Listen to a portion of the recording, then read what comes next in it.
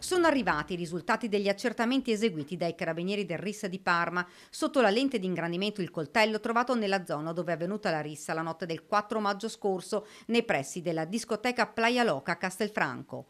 Innanzitutto, delle tre armi bianche rinvenute quei giorni, solo una sarebbe stata utilizzata per colpire a morte Lorenzo Cristea. Si tratta dell'arma recuperata nelle vicinanze del luogo in cui due giovani marocchini si erano nascosti e trovata grazie alle indicazioni dei buttafuori del locale. Gli altri due coltelli invece sono risultati privi di tracce ematiche e non sarebbero state utilizzate nella colluttazione. Per quanto riguarda invece il coltello incriminato, sarebbero emersi dagli esami scientifici tracce del DNA sul manico ed ematiche sulla lama. Sono state rinvenute tracce ematiche sulla lama ed è stata rinvenuta traccia genetica sull'impugnatura.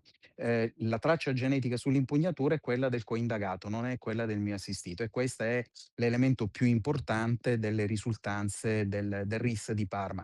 Le tracce ematiche rinvenute sulla lama appartengono sia al mio assistito che anche al ragazzo deceduto e ai due feriti, e quindi evidentemente sono la rappresentazione del fatto che la lama ha ferito queste persone, compreso il mio assistito, il quale quindi non può essere considerato protagonista e responsabile dell'uccisione del Cristea. Due gli imputati per l'omicidio di Lorenzo ed il ferimento degli amici: Badr Rouagi, 19 anni, assistito dall'avvocato Crea, e Taha Bennani, 22 anni, difeso dall'avvocato Paola Miotti. Siamo, soddisfatti perché confermano quello che lui mi ha sempre dichiarato e che peraltro, tutti gli elementi che avevamo, in nostro possesso che abbiamo in nostro possesso confermano, appunto l'assenza di un suo coinvolgimento nei fatti più gravi. Gli esami di laboratorio sono sicuramente un tassello importante atteso dagli inquirenti per ricostruire la tragedia avvenuta lungo la strada dopo una serata di festa e divertimento e terminata in tragedia.